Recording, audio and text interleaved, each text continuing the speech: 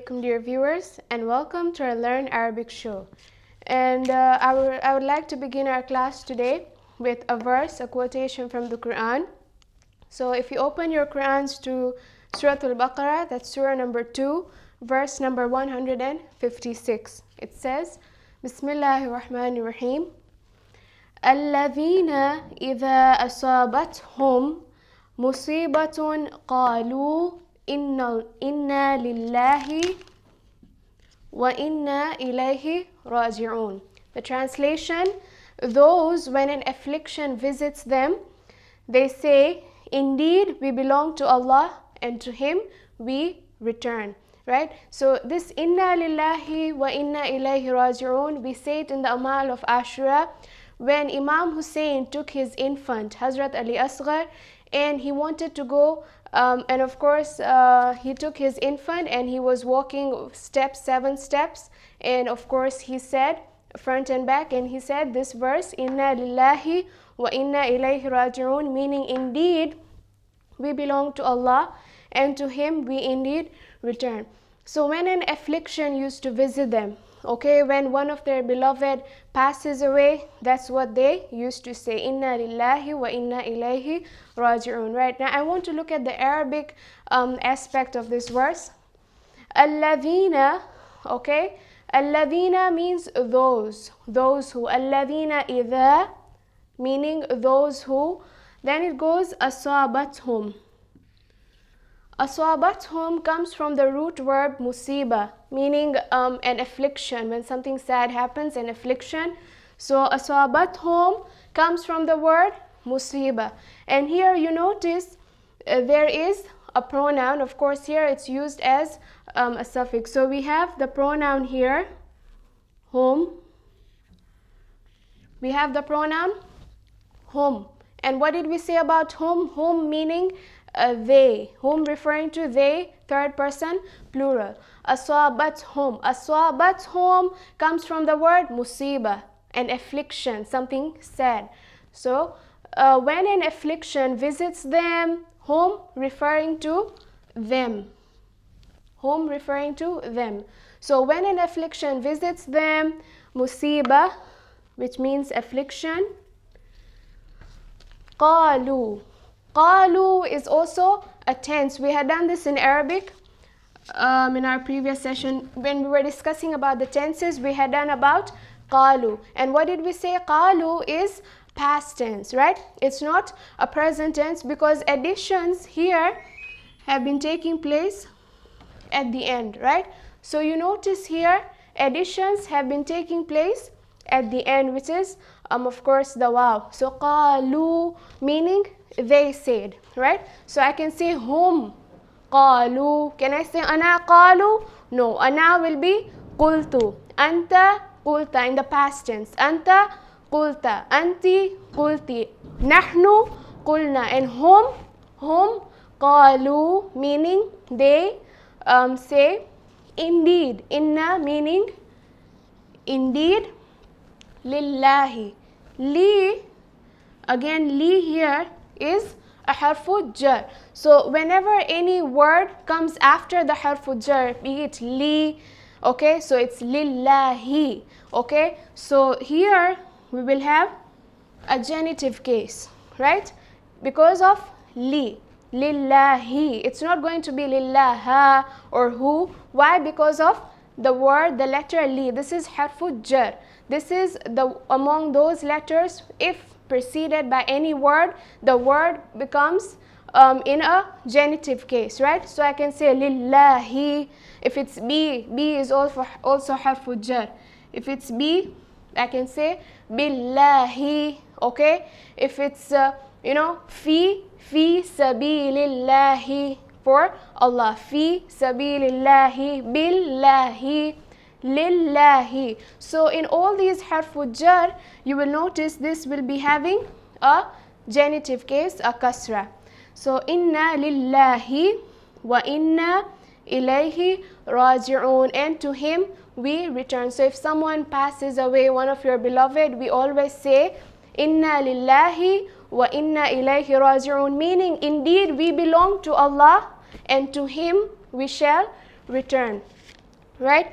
Now in our previous sessions we had been discussing about the broken plurals, right, the jam'ul mukassar, and we looked at 6 patterns, right? So today we will be covering we looked at 5 patterns, of course 6 are left, so today we'll be looking at 3 patterns, and inshallah in our next session we'll be looking at the last 3 patterns.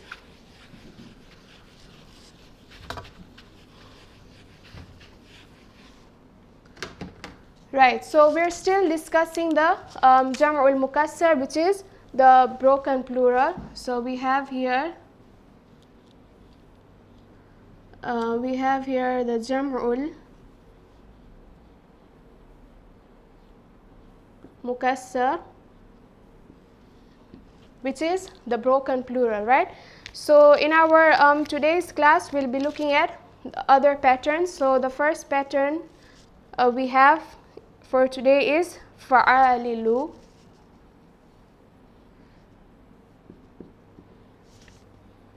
Fa'alilu.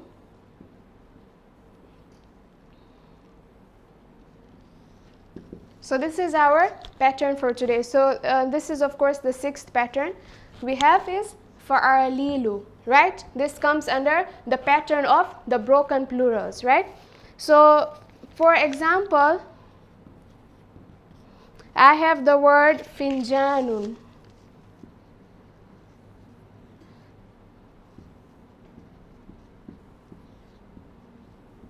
Finjanun means cup, okay? So for example, I have the word finjanun, and this is singular. This means one cup, wahid, only singular. Now I want to say cups, many cups, right? So I will change this according to the pattern of the broken plural, and the word finjanun fits with the pattern fa'alilu. Finjanun goes with the pattern fa'alilu. So this is one cup. So I'm going to change this into the pattern that is of course shown here, and the pattern here is fa'alilu. So I will have fa, of course with an accusative, just like my first letter, so that is done. Then my next letter noon, okay, noon will be joined to an alif. So that's my next letter done. Then my third letter will carry a genitive. So jim will carry a genitive. Then followed by ya, so there is an addition of the letter ya.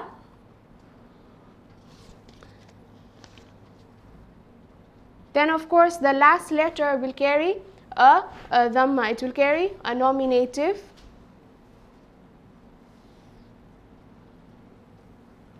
Right, so finjanun becomes fanajinu. Finjanun is one cup. Fanajinu means many cups, cups of coffee, cups of tea, whatever, okay? Then another example we have is sunduqun, okay? So we have sunduqun, which is a coffer. Right, so sunduqun, if I want to change this into plural, of course it will follow the same pattern, okay? It will follow the same pattern of the fa'alilu, right? So the pattern will be swad with an accusative, just like that, with an accusative. So my first letter is done. Then the next letter, which is noon. Noon, the next letter here we have is alif. So here also I will have an alif with an accusative. So my second letter is done. My third letter will have a genitive. So here also I will have a genitive. Then there is an addition of ya. Okay, so there is an addition of ya sukun. So this sunduqun, this of course will be eliminated. So instead of this waw, I will drop this waw sakin, and instead of that I will replace it with ya sakin, right? So I have dropped the waw sakin and I have replaced that with ya sakin. So sonadiqu,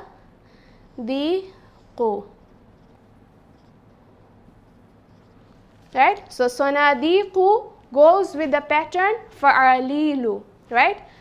Fanajinu goes with the pattern fa'alilu. So of course all these nouns that I'm listing will follow this pattern.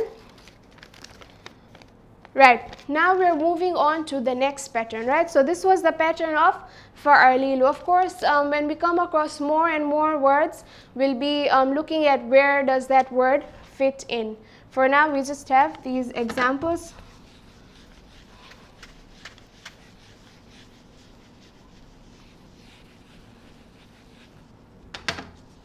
So my next pattern is fa'alilu. That's my next pattern.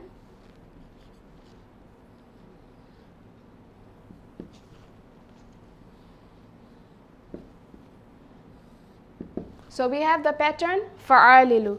Now fa'alilu, this pattern will only be used when the word has 4 radicals, okay? Only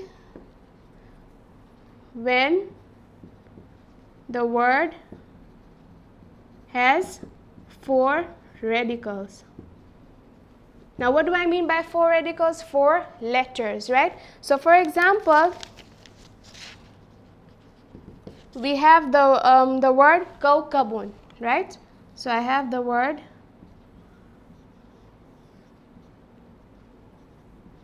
kawkabun. Kawkabun means a star, right?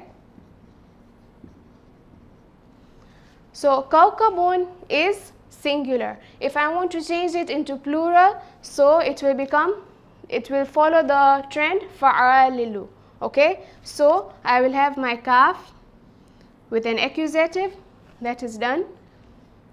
Then followed by my next letter will have an alif. So my waw here will have an alif. Then, so this is also done. Then my next letter, kaf, will have a genitive. Here there is a genitive. So here also I'm going to have a genitive. Then finally, the last letter, ba, will have a nominative. So here also I'm going to have a nominative. So kawkabun, 1 star. Kawakibu, many stars, right? So this kawakibu follows the pattern fa'alilu. Kawakibu follows the pattern fa'alilu. Another example we have here is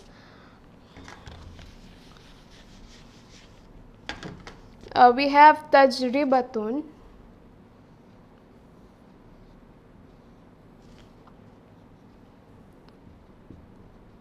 Tajribatun. Tajribatun means attempt, to attempt something. So this is just singular. If I want to change it into plural, again it will follow the same format. So we have ta with an alif. Then the next letter jim will also be joined to an alif. So ta, sorry, with an accusative, then jim joined to an alif. Then ra with a genitive, then ba there. So you notice this letter is removed. So tajribatun becomes tajaribu. 1 attempt, tajribatun. Many attempts, tajaribu. Okay, so this is many attempts. Then we have the word jawharun. Okay,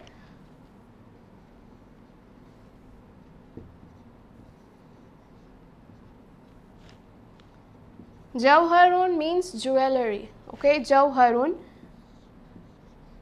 Then many jewelry, jawharun, jewel. Many jewelry. So I'll follow the same pattern of fa'alilu. So we have jim with an accusative, waw, followed by an alif. Then we have ha. Then finally ra. So jawharun becomes jawahirun. Okay, jawharun becomes jawahirun. So this was the second pattern. Now we will go to the final pattern. So the last pattern we'll be looking at for today is fu'lanun.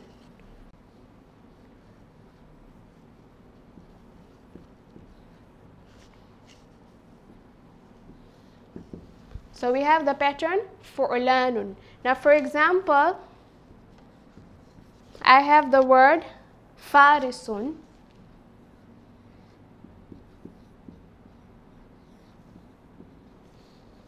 Farisun. Remember we said farasun is a horse.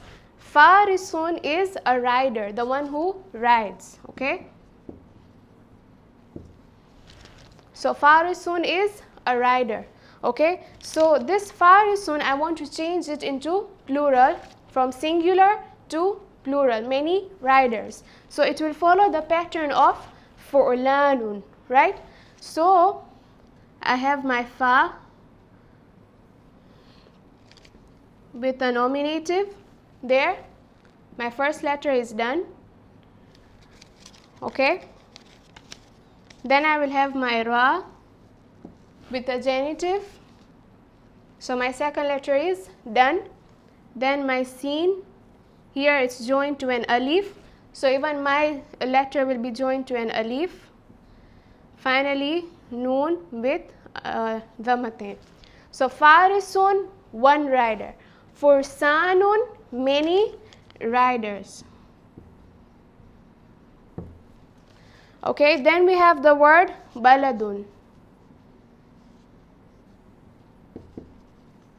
Baladun means it's a district.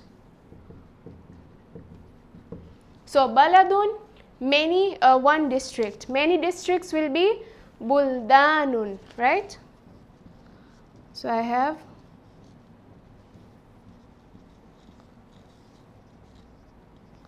then finally the last example is qadibun.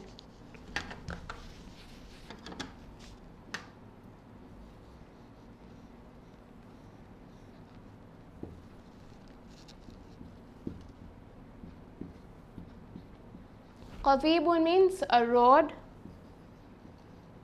So many roads will become qudbanun, right?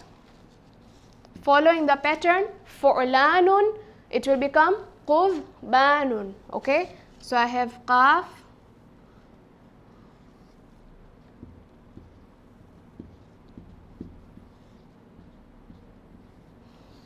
so one road is qadibun, many roads becomes qudbanun, right?